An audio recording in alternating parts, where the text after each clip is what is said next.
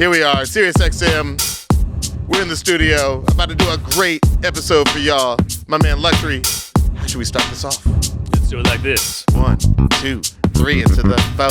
He's LUXXURY and my name is Diallo. Ready to start another one-song episode. And you know we about to rock the coast. Yeah, it's like Dre, Snoop, and that, and it's like Suge, Knight, and that, and we got the steps. You know it's like audio gold, so just chill to this next episode. You got the feeling, rock the other song. You got the feeling, yeah. Woo! Here we go. Ready for one song? I hope you are, because we are. LUXXURY, today's song is one of the biggest hip-hop songs of all time. Absolutely. It's arguably one of the most influential hip-hop songs of all time. It peaked at number 1 on Billboard's Hot R&B Hip-Hop Songs and Billboard's Hot Rap Songs chart, whatever they were calling the black charts back then. That it peaked at number 1. Yeah. And it peaked at number 2 on Billboard's Hot 100. It was kept out of the top spot. This is so fun. By of all songs, Snow's Informer. When it peaked at number 2, this was an unheard of feat at a time when this song was considered hardcore gangster rap. If you were alive during the early 90s listening to the radio, you almost certainly heard this song flowing out of car speakers, blasting at cookouts. Needless to say, this song took West Coast hip-hop to a new level. That's right. It's one song, and that song is Nothing But a G Thing by Dr. Dre featuring Snoop, Dogg.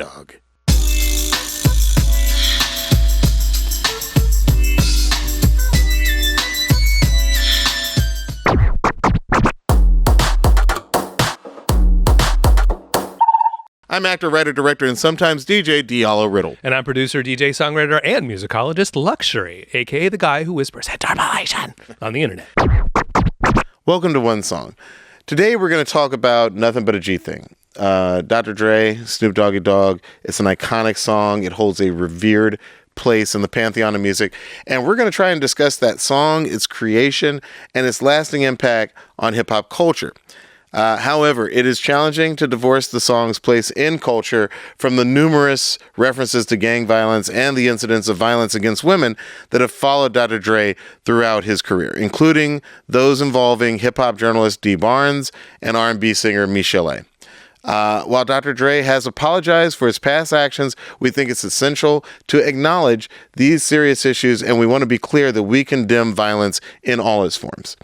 We hope you enjoy the episode and take a moment to consider the women affected by Dr. Dre's actions and all victims of street violence. And I want to dedicate this episode to a distant family member of mine, Robert Ballou, who was unfortunately one of the first people to lose their lives in the war between the Bloods and the Crips. Rest in peace. All right, Diallo, so before we dive into breaking down Nothing But a G Thing, I wanted to ask, what is your first memory of hearing this song? You know, there are those songs that you remember the first time you heard them, and this is one of them for me. I heard it. I was driving down Martin Luther King Drive, which is already the blackest story I think I've ever told on this story. I was driving down MLK in Atlanta. I was crossing the train tracks by my old house in Southwest Atlanta, right by the Adamsville projects, and I remember that the radio played it, and I immediately was like, oh, this is a hit. And I have a very fraught relationship with NWA because, you know, like my parents raised me with a great deal of black consciousness. I didn't listen to NWA. You know, I remember the first time I heard NWA, it was ironically the one white kid in our high school who played NWA for me one time on our way to a science fair. Wow. You know? Yeah. And I was like, John, why are you listening to this? Right. I mean, that's true because it was crossover appeal. Like in my mostly white high school, like that, people were into NWA and these people were mostly white. Dude, I'm telling you, like me and my little clique of friends, we did not listen to NWA. Mm-hmm. We listened to Public Enemy.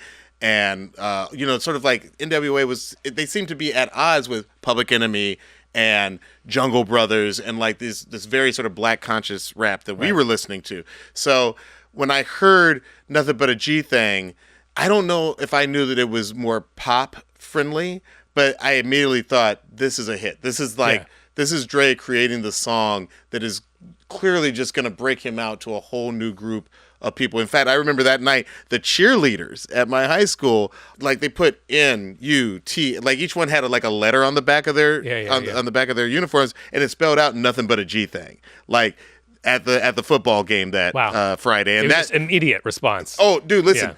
in Georgia, football Fridays is such a big thing. So like for them to like endorse this West Coast rapper, like that was insane. So I knew immediately it was a hit. It was a different sound.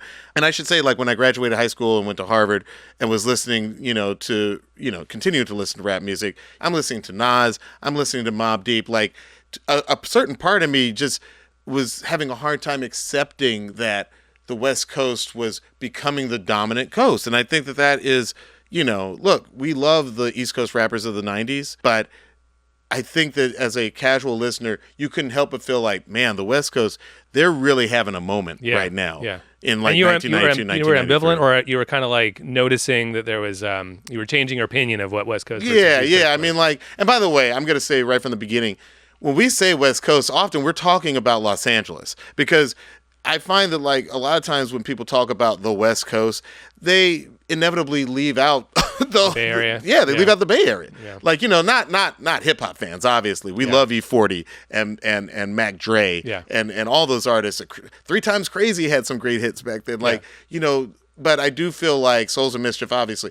I do feel like when we talk about West Coast, we are usually talking about a very LA-centric Well, there was scene. also some ambivalence about the MC Hammer phenomenon too, right? Because he's repping Oakland, and like he's a big pop star. Yeah, and by the way, so when Hammer came out in, I think it was, when 89, 90 kind of. Yes, well, I mean, obviously Hammer had like songs before Can't Touch This, but once Can't Touch This took over the planet, the people who came at Hammer, by the way, tended to be from the East Coast, and I do feel like that engendered some resentment from the West Coast, because the West Coast could easily be like, hey, y'all produce Kid and Play. Like, I don't remember y'all coming at Kid and Play as hard as y'all are coming at Hammer.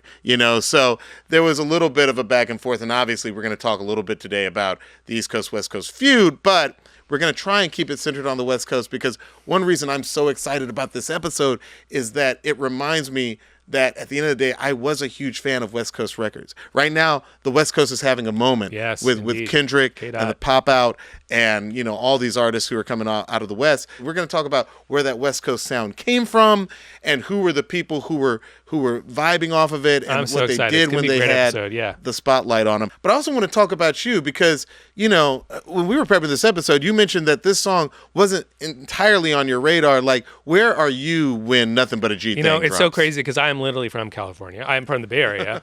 And I was listening to DILLAO when it came out. I bought the record on vinyl like maybe the first week or month. I'm listening to Tribe. I'm super into Diggable Planets. But there's by the way, that's me too. Like those were my loves. Yeah, those were my loves at the time. So it was really weird when I saw the West Coast like topping the charts and stuff. But I'm sorry, go ahead. Well, no, this is just a moment where my musical appetite starts to fragment a little bit because I'm starting to play instruments. I'm starting to like be kind of in moments where my headspace is exclusively like thinking about what I want to make, and I stop absorbing influences. But also there's just the luck of the draw that I happened to not be in California when the record came out. I was living in Paris, of all places. So like I just was not exposed to very much hip hop that year. In fact, the biggest hip hop record of 1992, 93 for me was probably MC Solar, who's a French MC. I swear to God, Le Mans. No, I know MC Solar. One of my favorite records with, of that moment. With Guru of Gangstar. Go ahead. I'm sorry. Exactly right. So, like, ironically, that's the biggest hip hop record of 92, 93 for me. It's probably Qui sème le vent, récolte le tempo. Dans la ville qu'on appelle Maison Alfort. Quand je vois une Fatma chelou qui fait vibrer son corps. Elle me dit MC Solar, viens là que je te donne du réconfort. I mean, I love that. And by the way, I was listening to that. I was listening, like you, I was listening to DILLAO. I was listening to Tribe. And you know who else was listening to Tribe? Dr. Dre. Yes, he was. Dr. Dre was listening to the Low End Theory. Was a big and he influence. loved how Q-Tip and Ali Shaheed Muhammad had mastered that album with those really low lows. And so when he's thinking about breaking loose from Ruthless and thinking about what his next sound's going to be like, and he's crafting this amazing album called The Chronic, he had the Low End Theory running through his brain. He's listening to the same stuff we were listening to. And he was thinking, what's next? What can I do that's a little bit different? Of course, we're going to get into that a little bit later. We're going to get into it. So, Diallo, I got a question for you. How much of an impact and influence did Nothing But a G Thing have on the 90s hip-hop scene? And by the way, I am going to trip over my how I say Thang this entire episode. Because every time I say Thang, I'm like, I don't know. Every time I see the name W.B. Du Bois, I'm always like, should I just say Du Bois? I don't know. But back to the question at hand. Yeah. How much of an impact and influence did the song have on 90s hip hop? Like sometimes I'm talking about a song that I was, too young to be a part of, or maybe I'm like too old to be a part of. But I feel like the 90s hip hop scene is something I understand intimately because I was like the right age to sort of pick up on everything. And I will say that the influence of this song and this album cannot be really overstated because it changed hip hop, didn't it? It did. I mean, like it helped. First off, it introduces G-Funk. Regardless, we'll get into like who created G-Funk. It introduces G-Funk to pretty much everybody. Right. Like there were plenty of groups, including EPMD, that sampled Parliament and Funkadelic. But like this is the album where like it takes it to another level, and the way that it was mastered so clean, like all of a sudden, like you really wanted to have that CD. You didn't want to have the hiss of the cassette. The Sonics tape are crazy good because you really wanted to hear that clean G-Funk sound. It incorporates musical samples and melodies in ways that are going to influence the rest of the decade. Also The Chronic was the first major studio album released by Death Row Records. Whether you're talking about Dre, Snoop, Tupac, Suge Knight, like everybody knows the importance of Death Row to the scene. It launches the career of Snoop, Nate Dogg, Corrupt, Daz, so many, Lady of Rage, so many rappers. And this is important because I don't think this gets stated enough. Nowadays, we all hear music pretty much when we want to. Back then, you heard music on the radio. And most places, with the exception of, Hot 97 in New York and K-Mel in the Bay, there were no such things as all-day rap stations. Yeah. K-Day here in LA, an all-day rap station was like something you look forward to when you visit your family in these other cities. We didn't have it in Atlanta. We didn't have it most places. And Nothing But a G Thing starts to push that door open so that I always say, that I think it's the summer of 95 when the One More Chance Biggie remix comes out. That's when the floodgates open and people start figuring out, people want to hear, as Chuck D would say, the jammy in the daytime. So that's when you start getting, hip-hop at all. But before that, radio stations, it was Anita Baker. Yeah. The black radio station specifically. Yeah, right. man. Black radio stations, we had Keith Sweat and all the R&B all-stars all day. Let me hear you tell me you want me.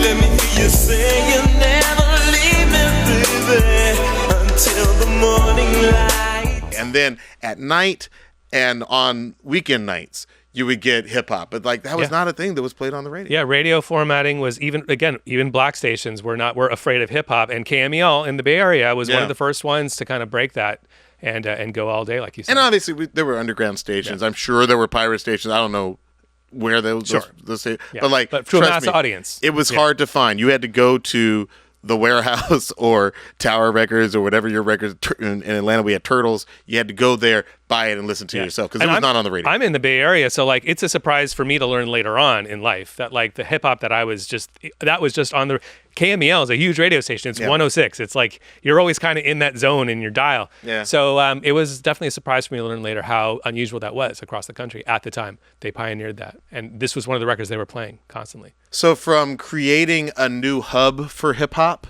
on the West Coast to helping to change radio formats, to breaking just gangster rap to an even wider, bigger audience than it's ever had.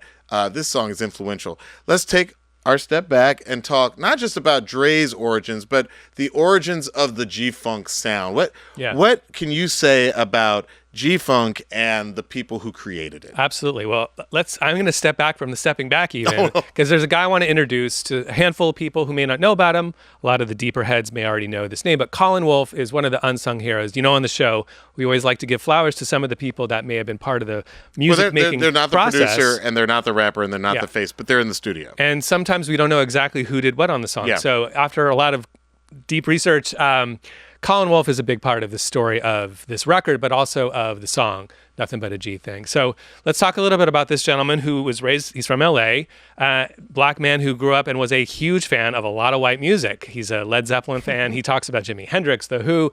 One of his favorite bass players is Mark King from Level 42. So he's an instrumentalist. The guys who did Something About You? That's the one. One of my favorite songs of all time.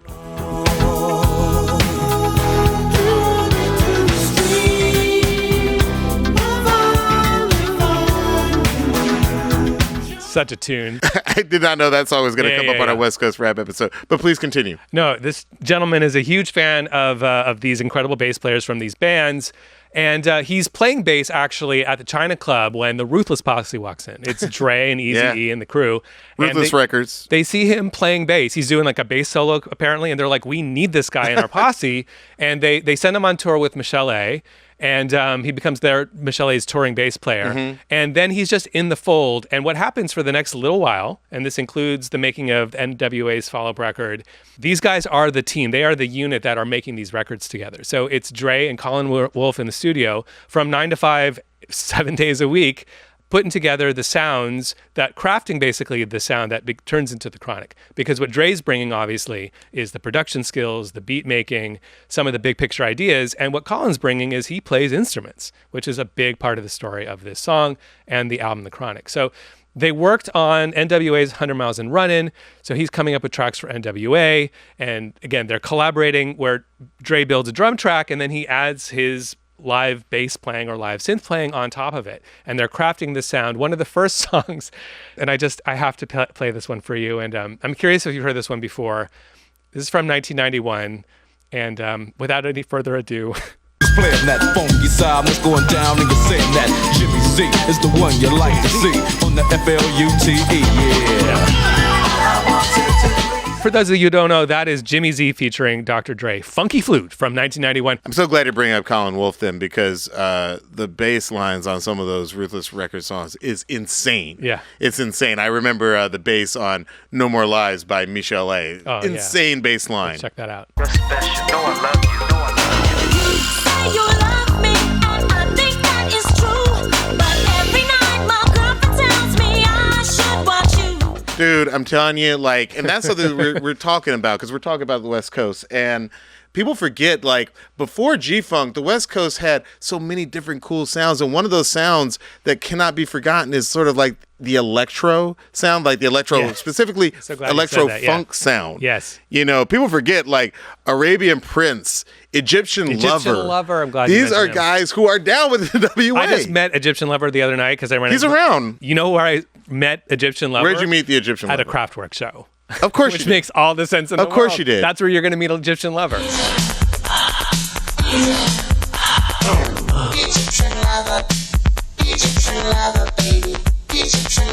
World on Wheels. People who grew up here know World on Wheels was like this roller skating rink where, like, they were playing, you know, Kraftwerk and African Bambaataa, and they were hearing all these things. My God, I'm so pumped. That connection is one of my favorites. And you're just making me excited because, like, I was recently listening to a Dre mixtape, like from the Compton Swap Meets, like that era when he was doing the tapes, and there's so much electro on it. And I was like, oh damn, I didn't realize there was. They so were much they were electro. digesting electro, and they were doing so much with electro on the West Coast. Songs that you wouldn't even consider West Coast rap songs, but in the 80s, the ideas were flowing loose and free. This is a snippet of "I Need a Freak" by Sexual I Harassment. love this song. I need a freak to treat me right. I need a freak every day and every night. You know, that's a classic. That's like a hybrid too, because it's got that electro sound, but it's a little slower than most. It's a electro. little slower, Yeah. and he's not high in the But fact that bass line, yo, that's like that Shannon, let the music play or whatever bass line, or bass sound, I should say. not Yeah. Bass line, like the sparseness of it though, like that song is just, there's a timelessness to it. It's interesting. it's really cool. Yeah. By the way, for all of our younger listeners, no, that was not a Black Eyed Peas song that I just played. Wait, Black Eyed Peas.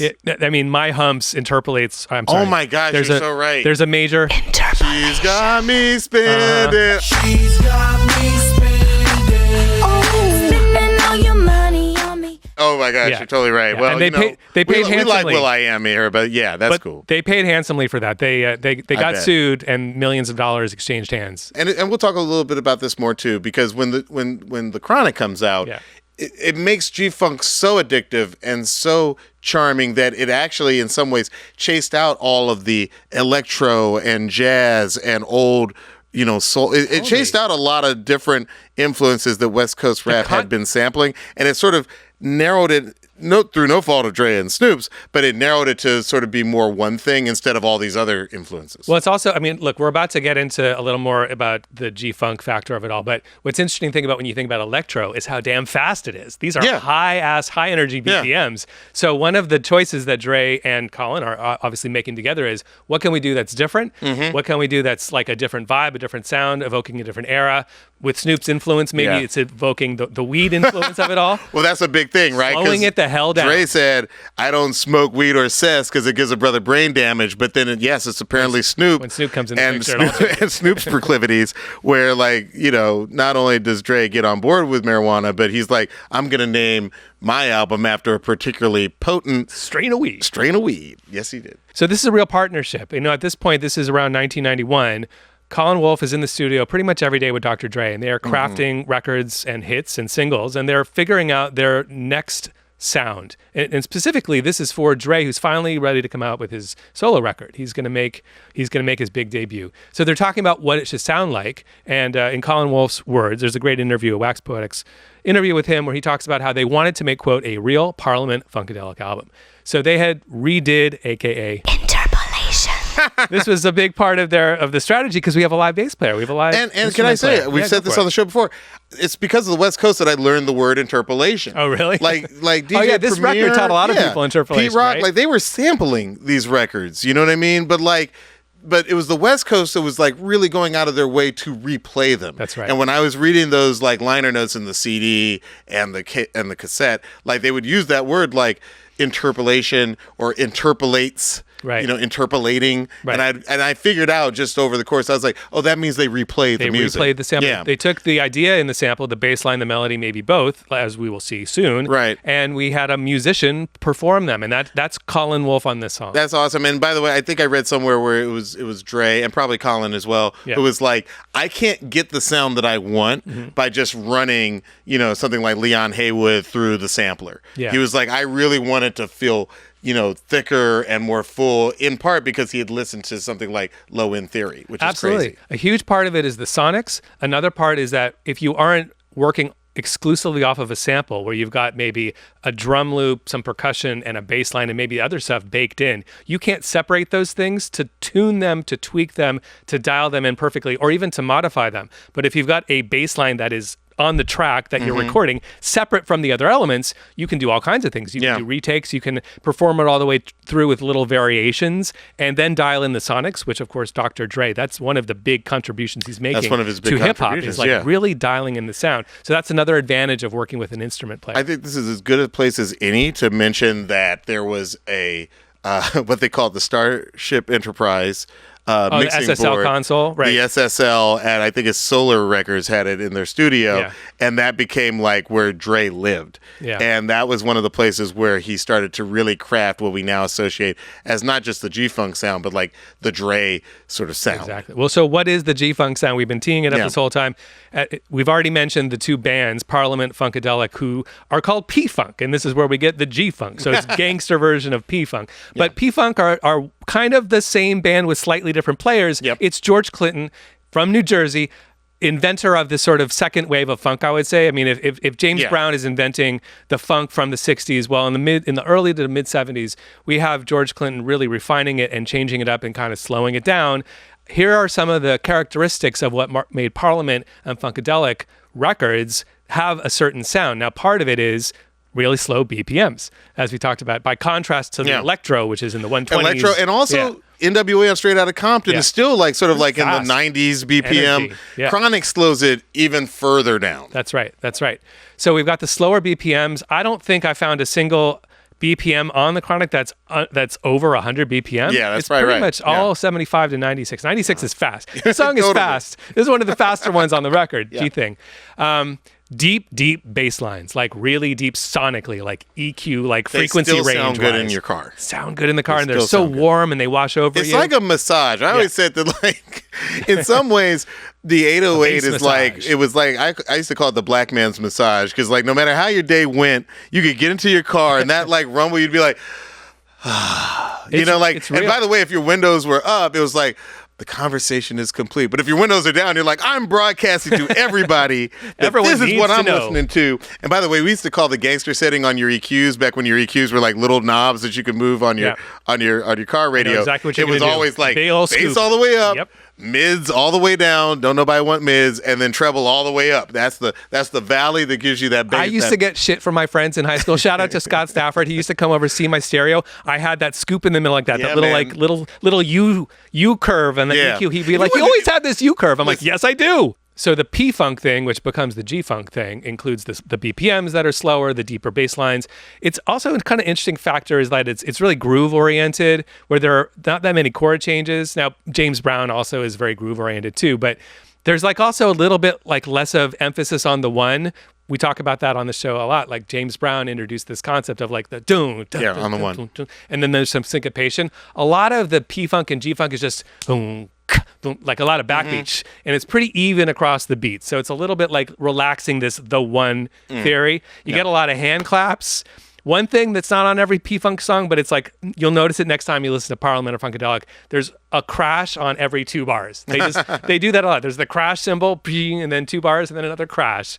So some things about P-Funk's influence on G-Funk, a lot of that stuff is the template for what becomes the Chronic.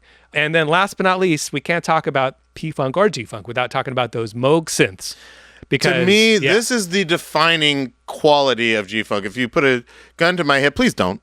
But if you did, and we're like, what is the defining quality? More than the funk, it is the synthesizer. You're referring to that high melody line, which is what we have at the top of this song and goes throughout. And that's performed on a Moog, which is spelled M-O-O-G, but now you know it's pronounced Moog and not Moog. Bernie I was Worrell, probably saying Moog. most people do until they hear this. And then Bernie Worrell is the synth player for both Parliament and Funkadelic. He just pioneered both sounds, actually. He's playing bass. Bootsy, of course, is the bass player famously for Funkadelic and sometimes Parliament. But Bernie Worrell is really the keyboard player who's on pretty much everything that George Clinton does. So when Bootsy's not playing bass, he's playing bass on the keys, and he's got that funky worm kind of sound on the top. And I think you wanted to say Funky something worm. about Well, that. listen, to me, again, G-Funk is the sound of that synth.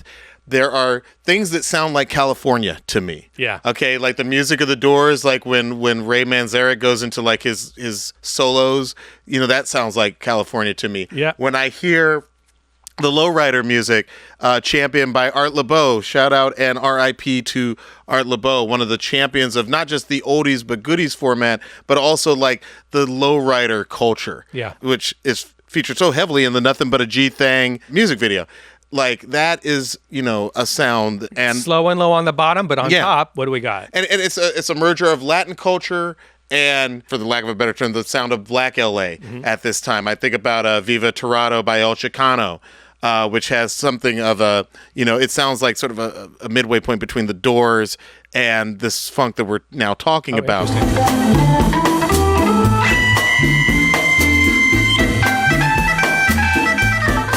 But you mentioned Funky Worm, Yeah. and I would say if there was Which is not P-Funk, if there was a technically, low, it was not P-Funk, ironically, Yeah. but it to me is the song that powers so many of these 90s West Coast songs because it's a classic. I mean, like most people have heard it, but for those who Funky Worm haven't, by Ohio Players, 1973.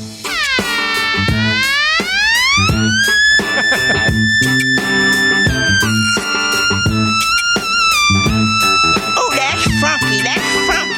I still get chills when I hear that kind of stuff because to me that is the sound. It's so of exciting G-Funk. sounding. But technically, that's, by the way, not a Moog. That's an ARP synthesizer. But Oh, no! It doesn't matter my because worldview is shattered. all of these synths are capable of playing similar sounds. It's down to how they're dialed in. But the thing that makes it so specifically the same sound is that it's this portamento, which means it's one note that's kind of continuing from one pitch to the next. Yeah. And it's all connected. It's all connected. And it's portamento. And that's what makes you. That's you what just makes can't you- control your neck That's it. sometimes. You're like, That's right. Yes. That's right. Yes. By the way, I will also It's say one that, like, continuous sound. art definitely does affect. It does. It does affect people. But before we move on, so we just played Funky Worm. It reminds me of this song by Ice Cube, who, by the way, when the Chronic came out, he was still working with the Bomb Squad out of New York. They had worked with Public Enemy, and they had crafted their own sound. But after the Chronic came out, everybody on the West Coast had to jump on board. So, you know, Cube went from doing the songs he had done to a song that sounds like this. Why, oh why, must you swoop through the hood like everybody from the hood? It's up to no good. You think all the girls around here were tricking? Up there looking like super chicken. I mean, so obviously that's the Funky Worms sample. That's today's word. It's portamento. Portamento. But you also hear the helicopters. You know what I mean? Like, this is a time, and if you live in LA to this day, you hear helicopters, but I think they had more helicopters back then, because even when I first moved out to LA in the late 90s, like, I feel like you would hear helicopters overhead way more often than you do now. I think they probably have other ways of tracking folks down. But like, this sound, it came out of that lowrider culture, LA's car culture. And it was just infectious. It just sounds so good coming out of a car. The simplicity of it, yeah. Absolutely. And you mentioned the Public Enemy of it all. Like, I mean, it's just interesting you mentioned Public Enemy, because there's some interesting modifications that are happening in the Chronic to the sound, where we haven't completely left the world of sampling, but we're adding interpolation and the sonic separation of all these parts. The sonic separation, I'm so glad you bring this up. And last but not least, by the way, is the existence of bass, because we had Questlove on the show to talk about Public Enemy. If you haven't listened to that episode, go back and check it out. It's super good. But one thing about Public Enemy you will find is there aren't really bass lines in it. And here, these are all bass line driven songs. Bass-driven. Are so bass driven. Yeah. And also, when I went back and listened to the Chronic for this episode, man, I thought it was going to sound like night and day from Public Enemy. And obviously the end result is so different, not just thematically, but musically. But it is not completely unrelated, because, you know, if you just even go back to the intro of the Chronic, you will hear sample, interpolation, music sample. Like, there's still like an assault happening on your ears that does not... It doesn't sound like the Neptunes. You know what I mean? Like, it doesn't sound spatially separated the way music sounds spatially separated now. No, they're still bombarding you with this sound of like, oh, there's chaos in the streets. There's chaos in the streets of LA. And guess what? We're taking the throne in LA. I think that's part of what makes the album so great, is that you're right. You do have a lot of songs like that, but we're about to get into G-Thing, like the stems, etc. This is a song that is a little bit of that interesting hybrid where there is a sample, but there is also a real minimalism, and it's not a bombardment. It's not a Bomb Squad-esque kind of thing. But you're right, on the record, there are definitely songs that are still doing that. And that's why this record, The Chronic, as an experience, is so pleasurable, because you get such a diverse range of songs and sound. Obviously, Dre does not arrive at G-Funk just out of nowhere. Through his work with NWA, you can see him walking up to a sound that will eventually become the G-Funk sound. And I think on no song is that more clear than the NWA classic, Always Into Something. So I'ma hit you like this. Early in the morning, hop into the B&Z. I got 44 ways of getting paid. Sitting in my lap as I roll up the car. You can hear it so coming. Satisfying. Why is that so satisfying? That song comes in so hard. I always thought it had one of the best openings of a rap song ever. 1990 motherfucking one. NWA back in this motherfucker, yo. Like, that's just a hard opening. It's a hard opening. That's so sick, man. But there's at least 11 interpolations across the Chronic from Parliament-Funkadelic. So, like, these guys love their P-Funk record collection, and they love to reinterpret them or interpolation them. There are 2 P-Funk interpolations alone on Fuck With Dre Day, and let me just play a couple of them for you. Yeah. Hell yeah. So that classic bass line comes from this. Me, Myself, and I? Never Exactly. Same song. Yeah. Boy, was it. Dre liked that bass line so much, he interpolated it again in this.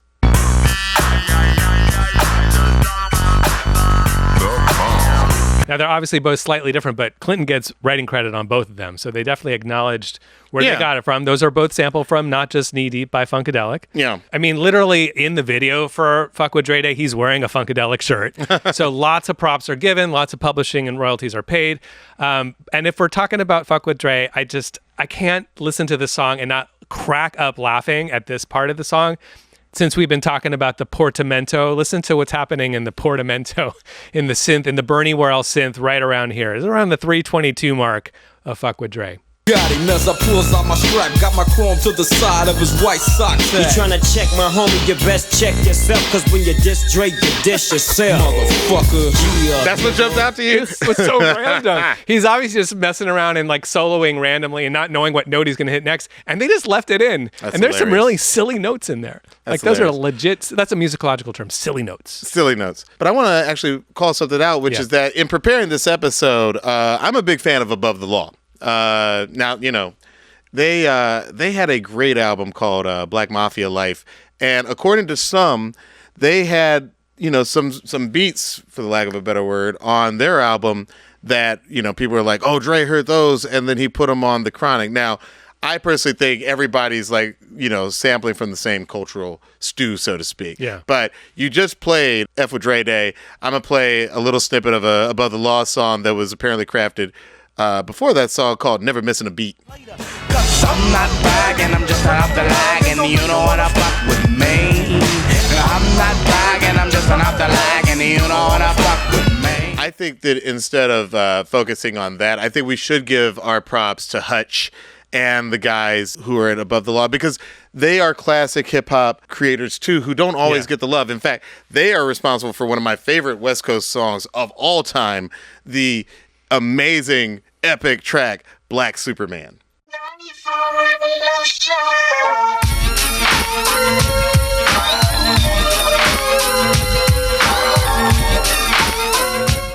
I mean, like, that song comes in Hard. so good. There's something about, like, when a West Coast song comes in, right, like, that joint will hit so hard. And I think that that's one of the reasons why I was so excited to be doing this episode. Oh my God. But there's those slow BPMs with a big bass. Like that formula just works so It works in so hard many every time. contexts. Yeah. And it's around this point where they're coming up with this sound that they do. One of the first tracks that actually was intended for and later dropped from The Chronic, but it's for the soundtrack to the movie Deep Cover. It's originally called 187, but then they changed the title to Deep Cover. Yeah. And here it is, Dre and Snoop. This is from April 1992.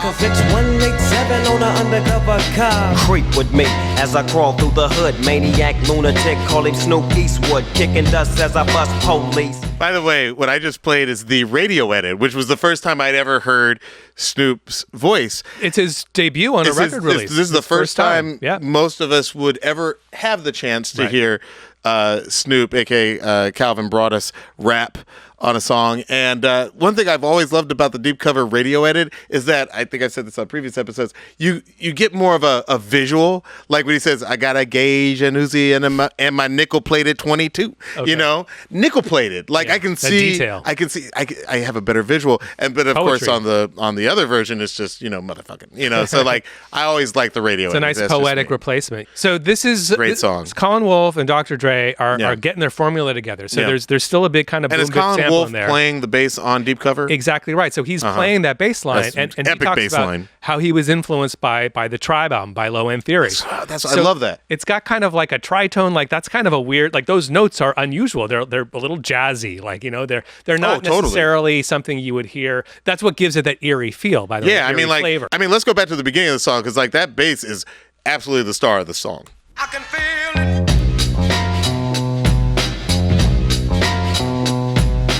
That sounds like actually a stand-up upright bass to me, like Ron Carter. Which makes You sense know? because like the stand-up bass sound was very prominent in the early 90s. Everybody from DJ Muggs to Pete Rock, everybody owes a little bit Yeah. to Low End Yeah. Theory because, you know, we got the jazz. There's always that stand-up bass sound.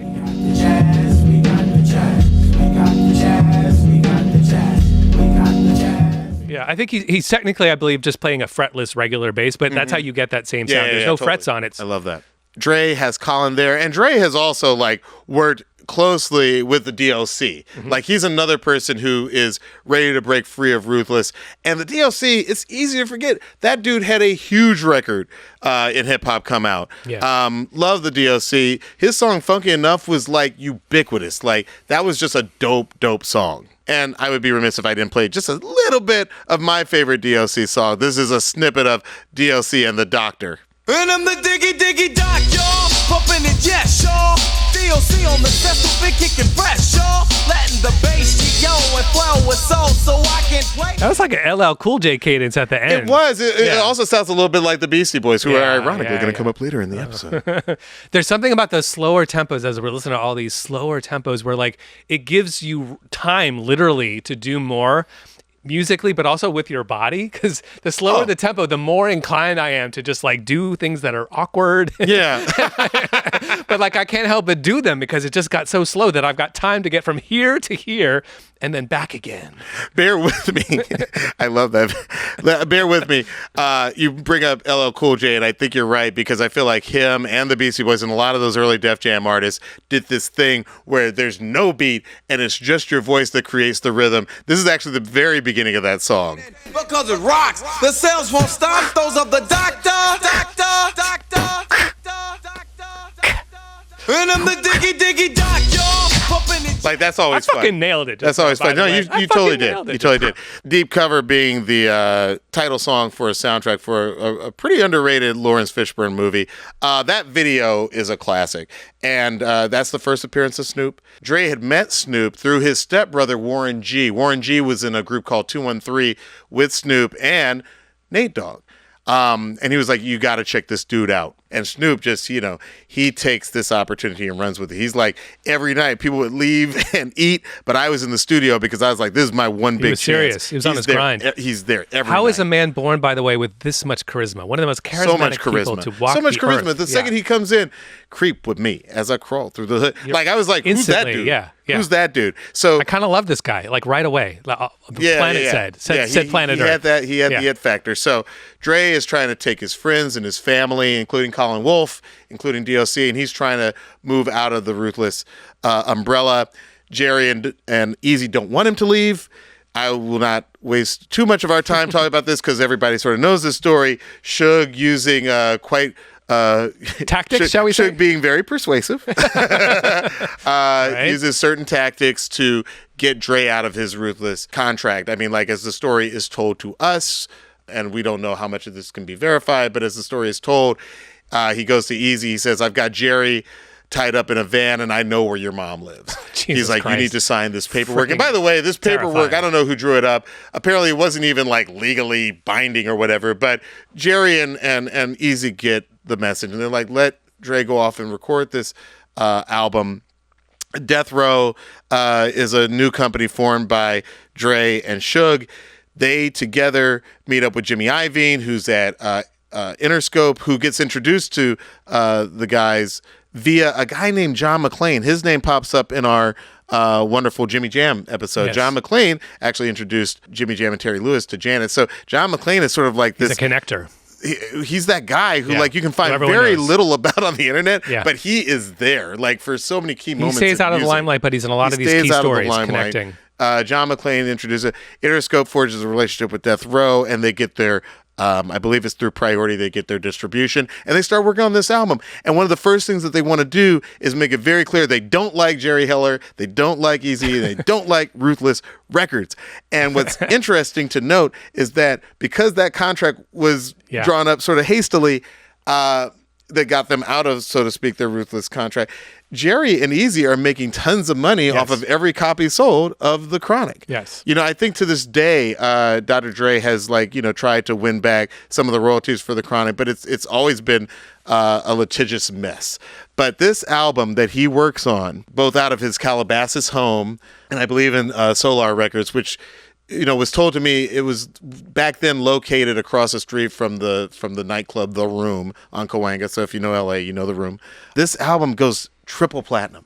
It's a major hit, due in no small part to its #1 single, Nothing But a G-Thing. After the break, we dive into everything about Nothing But a G-Thing. Ooh, I like it when you do that. Welcome back to One Song, Luxury. Walk us through Nothing But a G-Thing. Tell us, what's the sample at the heart of this song? Okay, you're right. There is one sample that is very much the center of this song because it's not just in quotes, just the beat, but it's also the bass line and the main melody. So without further ado, when you hear this song, if you hadn't already heard it, you'll be like, that sounds really familiar. The song is called I Wanna Do Something Freaky to You, and it's by Leon Haywood from 1975.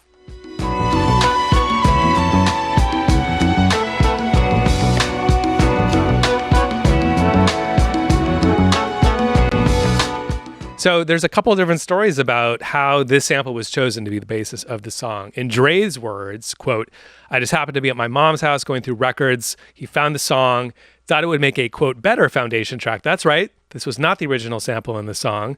And we've also got 2 other potential stories of what that original one was. As we mentioned on the Hall & Oates episode, if you heard our I Can't Go For That episode, go back and listen. It's one of our favorites. But on the episode, we revealed that Anderson .Paak was told that I Can't Go For That by John. Right. That Daryl they used to was rap, the original track. Right? Yeah, that he used to rap these lyrics for Another But a G Thing over I Can't Go For That. Right. But Dre, there's a quote from Dre directly where he says the original was a Boz Scaggs sample. But he doesn't mention what song could it be? It has to be Lowdown, right? Right? Be Lowdown, yeah. That's like the sickest. It has to be a track. slow down, lowdown. A little faster than I remembered, actually. 1, 2, 3, and 2, that 4. Snoop Doggy Dogg and Dr. Dre. Is that the dumb? I mean, we don't know if I think they probably had to slow it down. I mean, they had to slow down the Leon Haywood a little bit, didn't they? We don't know what the Boz Scaggs track was. It might not have been that one. Listening back, it's a little too bumpy, a little If too it was bouncy. low down, I hope they slowed down. Slow down the lowdown. But the other thing is, so that's Dre's version of how the sample was chosen. But our good buddy Colin Wolf tells the story that he thinks Warren G brought the sample around. Oh, wow. And so we're not sure how it got in the mix, but somehow the camp found this sample, used it as the basis for the song. And because Colin Wolf is there with instrumental skills, he's able to like recreate the bass line, which is what this is. And I'll jump to the stems. This is Colin Wolf playing the bass. And it is an interpolation of that Leon Haywood original.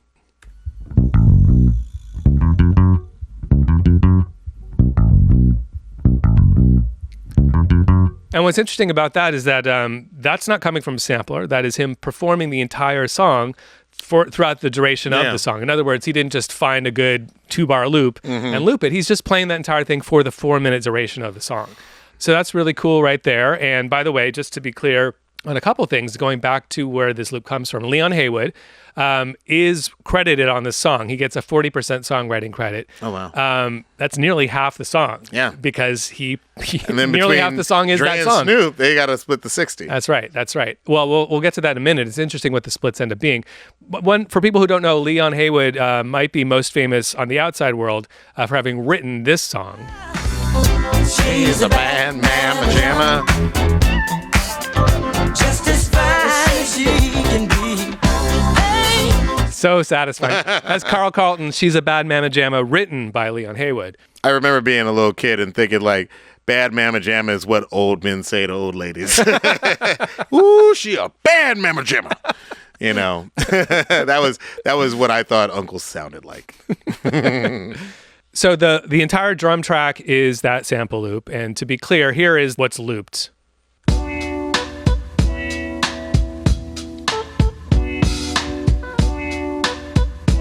So that's going through the entire track, that really 2-bar good. loop. Yeah. And it's just a little bit of percussion is added to that, according to Mr. Wolf, Colin Wolf, that is. Dre added an 808 kick, which you can kind of hear ringing out. So when you listen back to the original track, there's a little bit of a like, the kick has a little bit of a ringing out, a little bit of a tone to it. And there's some percussion too. And that's sort of low end theory. You know, right. that reflects that sort of need to like modernize it and really make you feel the bass in a 1992 car. 100% right. And that is another distinction with Public Enemy, because like there really aren't those low end refinements that are being made to the earlier hip hop tracks. And you know, there's a new thing that's Public Enemy, again, they're coming on the East Coast, so like their music is made for the headphones. Yeah. You know, it's that boom bap that sounds Treble. good when you're on a Sony Walkman, but when you're out here and you can go to Alan Ed's Auto Sound and get your car tricked out, you know, which, you know, it's funny to see those kind of businesses go away now. Like, I always say, like, today's cars, they all sound like the most tricked out sound system that you could ever hope to have. Yeah, it's just built in now. You don't need anyone to trick you don't it out. have to, like, now I don't know if there are many of those But that's a places hugely interesting point you're making. You're right. I mean, like all of the like Public Enemy stuff is treble music, it's headphone music. You don't have a car in New York, just by definition. And on the West Coast, everybody has a car. Your cousin has a car, whatever. But you're in your car listening, bumping the music. And those rap artists out of Houston and Memphis, I feel like they even doubled down more on the bass because they knew that, these guys got the subwoofers in the back. Right. It was crazy. Yeah, so there's a little bit of percussion out of those 16th note tambourines, giving it a little bit more motion. And there's that vibra-slap sound, that boom, that starts the song. That's a vibra-slap. For anyone who doesn't know, here's the sound of a vibra-slap. Oh, it's that thing that sounds like a rattlesnake. Exactly, yeah, the very top of the song. So that wasn't on the original recording. It's not in the sample. That was added later, yeah. Oh, that's nice. Because you know what? It actually increases the sort of 70s vibe. Yeah, no, you're right. It seems like something that should have been on the original. Yeah, it's very mid-70s. Yeah, exactly. And so let's move on to the keys. And once again, it's Colin Wolf. And once again, it's an Interpolation from that same exact Leon Haywood sample. So here is Colin Wolf on the high Moog playing that melody. Legendary.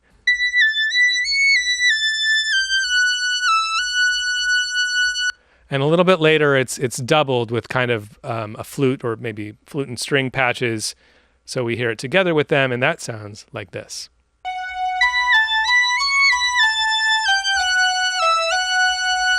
And I can just play that isolated in case you missed it in the mix. So here's the flute and string sounds.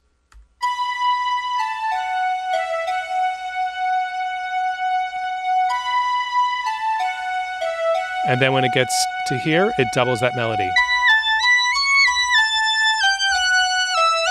So it adds a little bit of a lower, it's like one octave down from that highest high of that high Moog, of the funky worm sound with portamento. Everyone say it together. Portamento, word of the day, word du jour.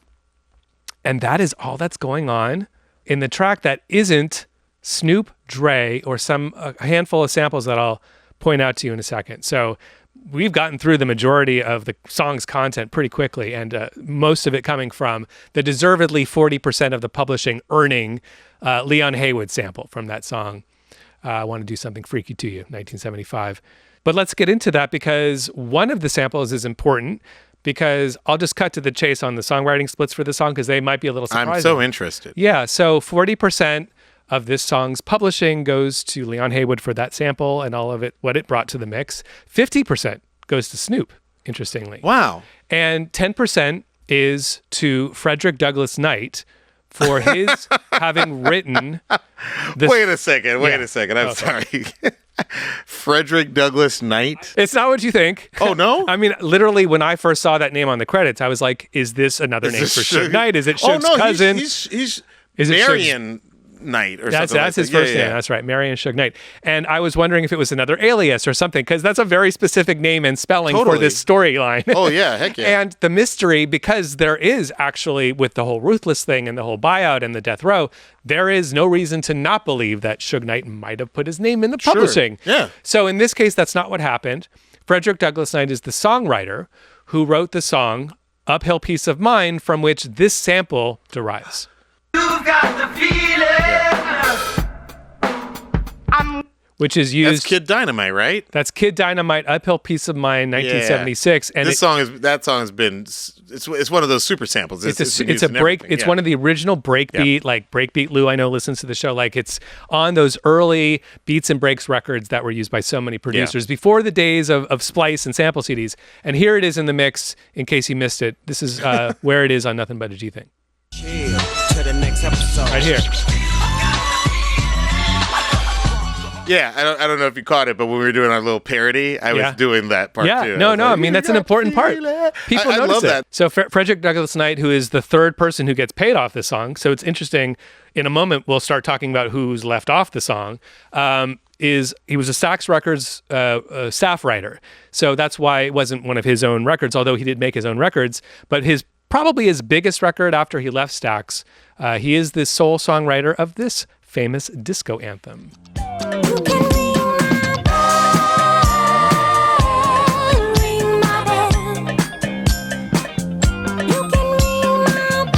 That's right. That's Anita Ward's 1979 number one hit, "Ring My Bell." And Mr. Douglass Knight also wrote that one.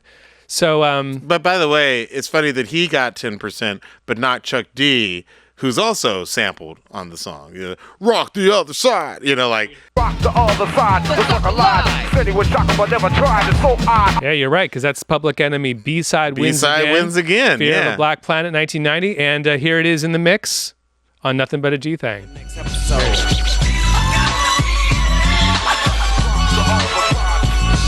Yeah, it's always interesting in things like that, like how, look, this is an important thing. Why do some things cost money when they're used and other things don't?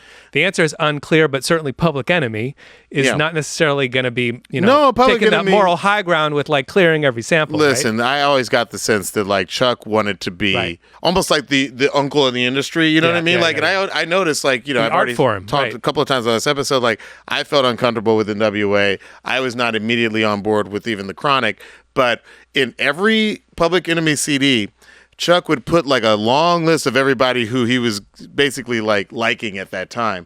And NWA and Ice Cube and Dre and Snoop, those people always made his list. Like, I think he saw them as the uncle who was just trying to meet his nephew where he was, so to speak. You know what I mean? Yeah. So he was never like on some like, you know, like, I reject that. Like, Chuck was almost on some, I want to make sure that these guys know I hear them and I know where they're coming from. I mean, you got to realize, again, this is Los Angeles in the early 90s.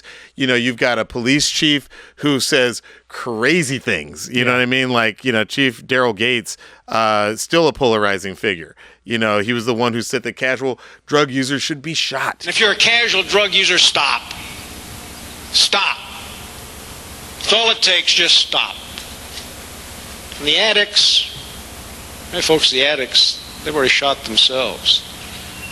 They're living in their own special purgatory right now. You don't have to shoot them. Jesus Christ. And the Disgusting. LAPD, Really disgusting. like, you know, the Rodney King beating had just happened. The LA riots had happened right before the Chronic came out. I want to say it was just a few months before the Chronic came out. Yeah. So, you know, I think Chuck knew that, like, it doesn't do me any good to reject these guys outright. All that I can hopefully do is make them a part of my community, my conversation, and maybe say, hey, let's decrease the violence, but like let's also push back on some of the societal forces. We have the same problems that you guys got. That's like really interesting. And even just like within the realm of the art form of sampling, like obviously Public Enemy, a huge part of what they are doing politically in the use of samples is saying that collage and art that we see in visual media should also take place in music, because what you're hearing when these little pieces come together is so different and so transformed from the original sources. Can we not just use samples as an art form? I think this is a bit of an homage to that. And frankly, within the context of the song, it's nowhere near what Leon Haywood's sample does, which musically is the basis of the song. Yeah. A little moment like that to me feels like an homage. It feels like Dre and Wolf, Colin Wolf. It seems like a choice to pay respects back to Public Enemy, to Public Chuck D Enemy. for everything. And by the that way, he's saying. Biggie did the same thing on Ready to Die when he sampled Dre's voice from Little Ghetto Boy. So wait, just real quick. Yeah. Leon Haywood gets 40, Snoop gets 50, Kid Dynamite gets 10. That means that Dre gets nothing? Dre gets nothing, and you know, going back just for a second to the Kid Dynamite getting 10, you know, it is Leon Knight who gets the publishing credit, but it's interesting to me, and I can't help but wonder, one thing about Kid Dynamite, I don't know if you know this, but they are Steve Miller Band's backing band. I think I knew that. It's wild, though, yeah. Yeah, which is to say it's a bunch of white dudes, which is to say that maybe clearing the sample wasn't coming from a hip-hop centric view of what the art form of sampling is, unlike Chuck D. Right. There may be a distinction made, because in the context of the song, those two parts are pretty darn They're equal. so equal. They come one after They're another. so equal. They're just little punctuation marks. The Yeah. one is meant to be a little reference, a little homage, and one of them costs 10%, one of them costs 0. Cost 0. Good for you, Chuck D. There's another really cool sample in that same section, and we're talking about that little break after till the next episode line. You got the Public Enemy, you got the Kid Dynamite, and you have this third sample, which I will now play for you, and then I'm going to explain to you what's interesting about it. So this is Are You Looking by Congress Alley from 1973.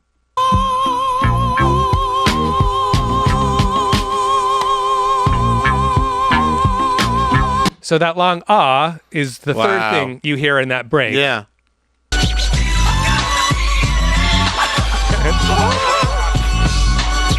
And the fun fact about this is that's Questlove's parents. Congress Alley is a band that contained Lee Andrews Thompson and Jacqueline Thompson, a.k.a. Amir Thompson's Mama and Papa. And he broke the news on his own podcast to Snoop recently. So really fun fact there. But it's That's pretty super cool. Yeah. I just want to point out that much like the synths we were talking about earlier, it's just a thing that stays there. Right. You're right. You know, and I think that consistent high. Exactly. Whether accomplished by synth or Questlove's parents, it's always there. And it's always good. It's always tasty. good. All right, it's rap. Obviously, vocals are very important. What do you want to play for us first? Let's start at the top with that iconic intro. 1, 2, 3 into the 4. Snoop, Doggy Dogg, and Dr. Dre is at the door, ready to make an entrance, so back on up. Cause you know we're about to rip shit up. By the way, this is kind of a side note, but as part of my whole rabbit hole in preparing for this episode, there's a completely different take of the entire song that's used for the clean version. Which is my preferred version. And the explicit version. And I was actually down to the wire. What I played for you just now was the explicit version. But I was A-Bing back and forth all night long trying to like just listening to the distinctions. Yeah. I mean, so it's interesting that rather than just like replace one line with one word or whatever, they just redid the entire thing. Yes, I'm actually aware of like the difference because I greatly prefer the edit. I've been that way since the beginning. I'm a weirdo. Like I prefer Snoop saying, "Ain't no love good enough to get burnt while I'm up in it," as opposed to what he says on the unedited version. I mean, I had this esoteric moment last night where I was like, okay, well, which is the canonical version? Do you know what I mean? Like, which is the version of the song? You know, like I heard somebody tell a story about like, you know, they begged and begged and begged their parents to please let me buy The Chronic. And they were like, well, we're concerned because there might be some bad words on there. And they were like, no, I've heard it on the radio. It's fine. Yeah. So they buy The Chronic. And then they immediately go over to their grandparents' house thinking they're going to play the CD and hear the radio versions. And like from the second the album starts, they're like, what are you listening to? A different album. But it is a different album. It's interesting to think about it that way. Like, especially with a rap album or an album with any profanity where there are two versions, like they are different enough. And you've pointed out on the show, on this episode even, how like sometimes the replacement is superior. Sometimes it's better. Yeah.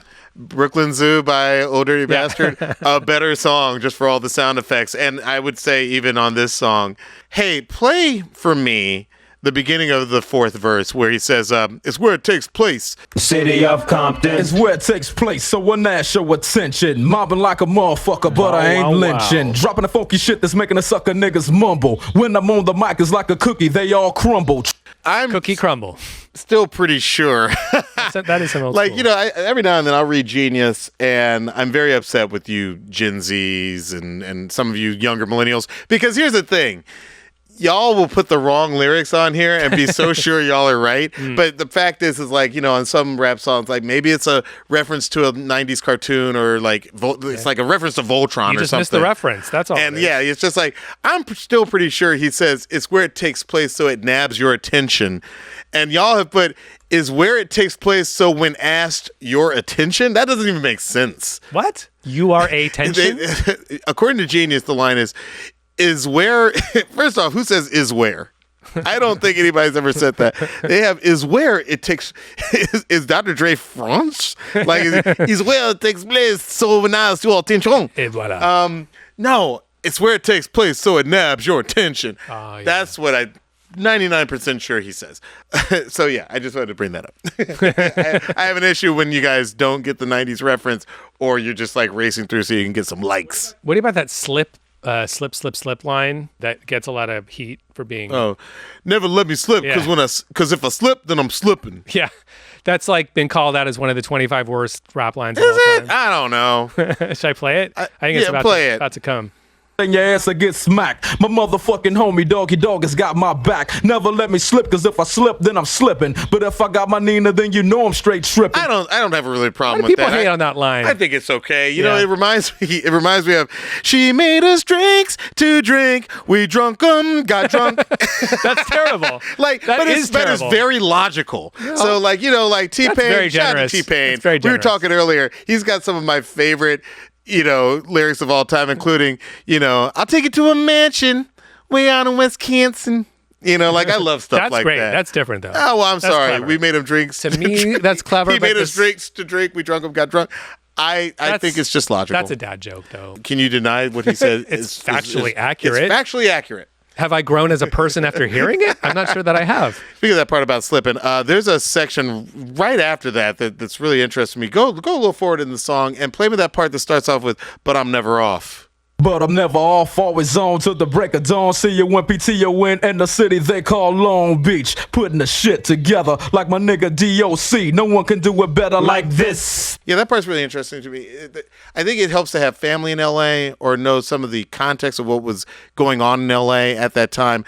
Compton and Long Beach together just by itself is basically a subtle way of Dre and Snoop saying, hey, Bloods and Crips getting along. Like, it's important to point out, like, you know, Snoop is a Crip. And most of the artists, a lot of the artists, I should say, on Death Row are Crips, and yet the management of Death Row is from Compton. It's Suge and his whole clique are Bloods. So, you know, to the rest of us, it's like, why are they talking about Compton and Long Beach together? So you know, like that's their way of saying, hey, Bloods and Crips coming together it's a unity thing. And making this music happen. In fact, I watched an interview where Snoop was basically saying, like, you know, we knew that they were Bloods and we were Crips, but we all had gone through a lot of the same stuff. And we knew that if we didn't, you know, ruin this opportunity, we were all going to make a lot of money and make a lot of waves together. So I think that part's cool. The other thing in that section that I think is really cool, he says, I think I know the edited version, like my homie DOC, no one could do it better.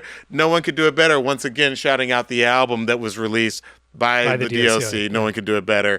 And sort of a tip of the hat to the fact that famous chorus, like this and like that and like this Santa, that is actually written by the DOC, according to Snoop. So let's talk about that, because there is some, right, I've seen the same stories perhaps that you have where that credit is being given.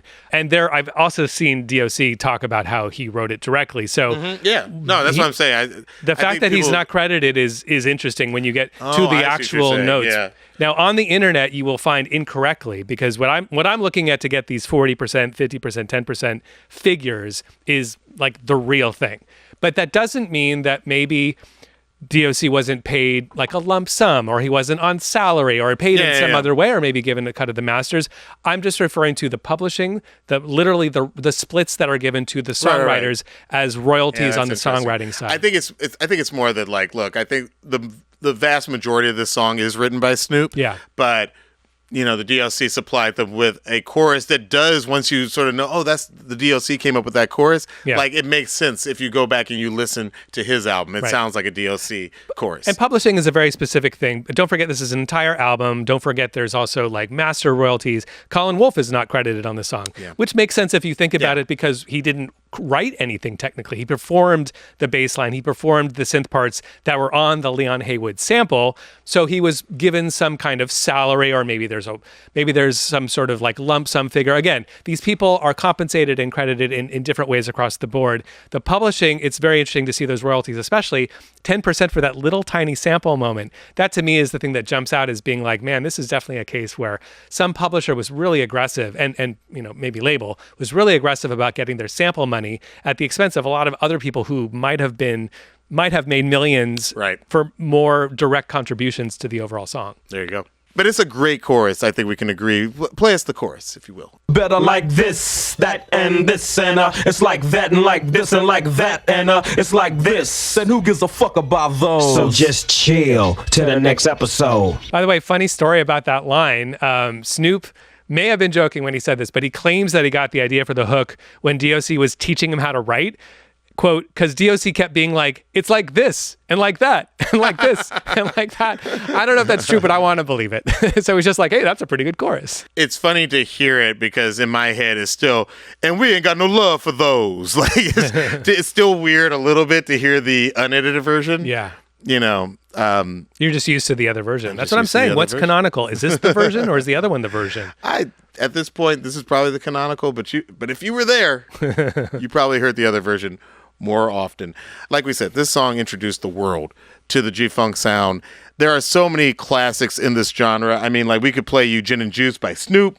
We could play you It Was a Good Day by Ice Cube. California Love by Tupac and Dre. So many, but I think if we can only play one, I think we have to play a song. I think you might have heard it before. It's Regulate by Warren G featuring Nate Dogg. Just hit the east side of the LBC on a mission trying to find Mr. Warren G. Seen a car full of girls, ain't no need to tweak. All of you search know what's up with. Which, of course, is a sample of Blue-Eyed Soul Boy Michael McDonald. I keep forgetting. I keep forgetting things will never be the same again. I keep forgetting how you made. And you know what? That might actually be an Interpolation. Interpolation by the Warren G song. There you go. And Mr. Colin Wolf.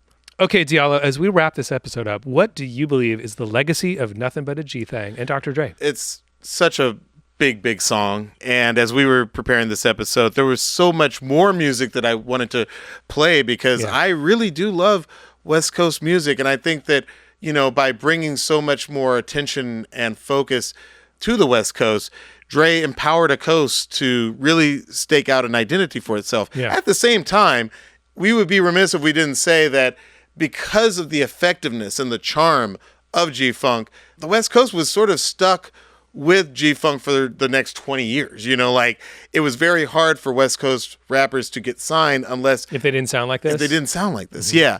And we were talking to a friend of the show, Dame Funk, and he was just like, yeah, in some ways, like, the Chronic was so successful that it sort of left the West Coast pigeonholed, and it was because of artists like him.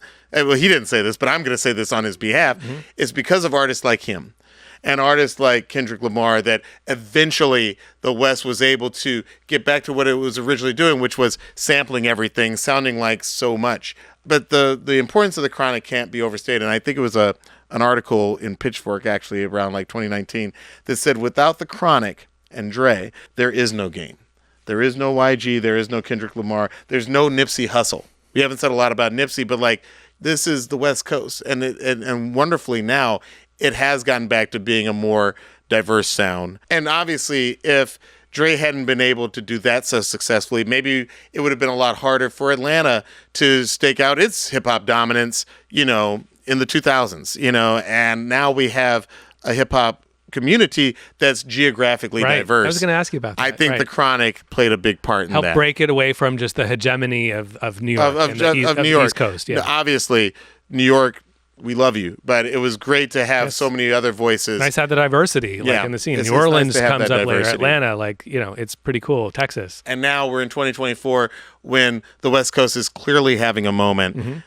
So many people come up to us and they're like, yo, y'all should do one song and talk about like what's happening in the West Coast. We thought this would be a great way to show how far the West Coast has come from its earliest days with Ice-T and songs like Batarram, through the Chronic, and right up to the current day with a song like Not Like Us. Okay, Luxury, it's time for one more song. This is a segment where we share a deep cut or a hidden gem with you, the One Song Nation, and with each other. You go first. Well, listen, I just came from a wedding and I killed it. The bride at the end of my set, I was the after party DJ, not the wedding like dance, you know, father dance DJ. But it was the after party. The brides were dancing all night long and they came up to me afterwards and they said, "You're the best decision we made." And I'm like, "What about marrying each other?" And they're like, No, hiring you." But here's the thing. I am so critical of myself that all night long I got a single request and I wasn't ready. And literally 5 people asked me for Charlie XCX. They asked me to play Brat. Brat has been on my mind for the past 6 weeks. I'm a huge fan. The remixes aren't out yet, and I didn't have time to make one. But my one more song is my making up for my one wedding error. This is 360 by Charlie XCX. 360. When you're in the mirror, do you like what you see? When you're in the mirror, you're just looking at me. I'm everywhere, I'm so Julia. All right, Diallo, what about you? You got a one more song for us? Yeah, man. My song is called Midnight by a group called Uncut from 2003. For anybody who likes it and wants to find it, that's spelled UN-cut. And there are several versions of this song. I like the one off of their 2003 album, The Uncalculated Sum.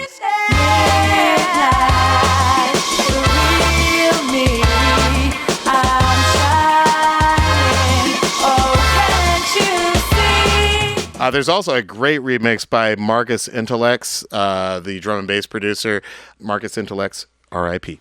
sometimes we'll pick songs for one more song, and and because of fair use laws, we can't play the whole song. Just know that the build up to that moment is great, and what comes after the moment we just played is even better, but we can't play it here. Go find it and listen to it. I think you'll like it. As always, if you have an idea for one more song, you can find us on TikTok or Instagram. You can find me on TikTok at Diallo or on Instagram at DIALLO. And you can find me on TikTok at LuxuryXX, that's LuxxuryXX, and on Instagram at LuxxURY. You can also watch full episodes of One Song on YouTube now. Just search One Song Podcast, and we'd love it if you like and subscribe. And if you made it this far, I think that means you like the podcast. So please don't forget to give us 5 stars, leave a review, share with someone you think might like the show, because it really keeps it going. That's right.